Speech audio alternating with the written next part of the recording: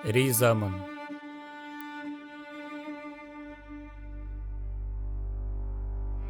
Ризамын дүниенің тарлығына, шоқ басып от кешкен әр жылыма.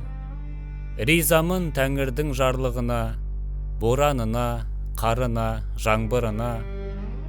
Ризамын өзімнің тағдырыма, өлеңіме болатын мәңгі мұра. Ризамын аз болса да нандығыма, киіміме, пәтеріме, жабдығыма. Ризамын төгілген таң нұрына, қара түнге өзімнің жан мұңыма. Ризамын қоғамға, адамдарға, ризамын бір сөзбен барлығына.